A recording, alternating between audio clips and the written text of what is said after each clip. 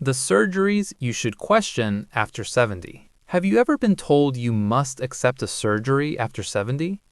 The doctor speaks with urgency. The procedure is called routine, and suddenly questioning it feels irresponsible. But here's a truth many seniors discover too late. Not every surgery offered after 70 is automatically the best choice. Medicine can save lives, but it can also introduce serious risks, especially when decisions are rushed. Today we're talking about 6 surgeries seniors should approach with extreme caution. This isn't about rejecting medical care. It's about understanding when the risks may outweigh the benefits. Because protecting your health after 70 is not just about living longer.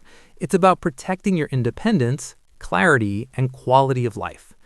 Let's begin. Number 1. Spinal fusion for chronic back pain. Back pain becomes common with age, and one surgery often recommended is spinal fusion, a procedure that permanently joins bones in the spine. On paper, the logic sounds simple.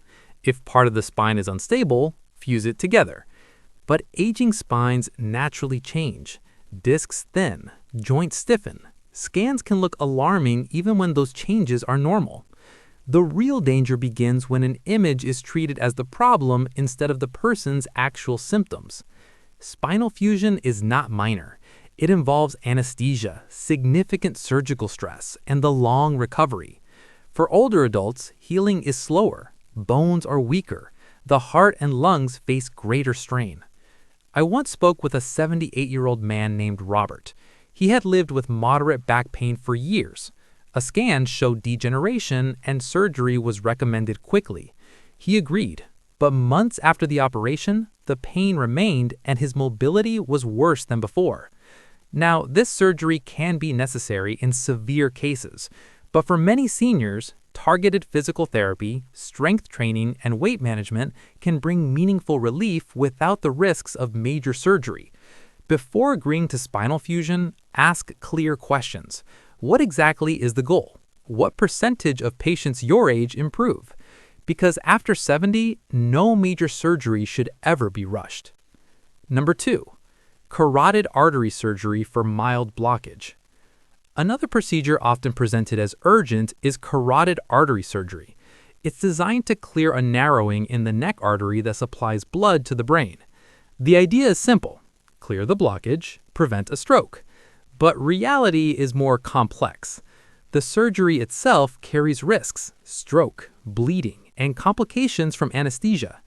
For younger patients with severe narrowing, the benefit may be clear. But for seniors with mild blockage and no symptoms, the balance changes. Fear plays a powerful role here. Stroke is frightening, and when patients hear a percentage, 40% blockage, 50% blockage, panic often follows. But numbers alone don't determine risk. A woman named Linda discovered this firsthand. At 75, a routine scan showed moderate narrowing in her carotid artery. Surgery was recommended immediately, but she sought a second opinion. Instead of surgery, she focused on blood pressure control, cholesterol management, and daily walking. Years later, she remains active without ever needing the operation. Sometimes the best treatment is careful monitoring and smart prevention. Number 3. Knee replacement for mild arthritis. Knee replacement can be life-changing. For people with severe arthritis, it restores mobility and reduces pain. But when arthritis is mild or moderate, surgery may be premature. Aging joints naturally show wear: morning stiffness, occasional swelling, discomfort climbing stairs. These changes can look dramatic on x-rays, even when daily function remains good. But knee replacement is a major procedure. It involves cutting through tissue, anesthesia, and months of rehabilitation. Recovery requires strength, balance, and determination. For seniors in their late 70s or 80s, that recovery can be far more difficult. Here's the key question: is surgery truly necessary right now? Because strong muscles around the knee act like natural shock absorbers, and often strengthening those muscles dramatically reduces pain. Sometimes the smartest decision is not surgery. Sometimes it's movement, discipline, and patience. Number 4. Coronal stents for stable heart disease. Heart procedures trigger immediate fear. When someone hears the word heart, they want action fast. And in emergencies, like a heart attack, stents save lives.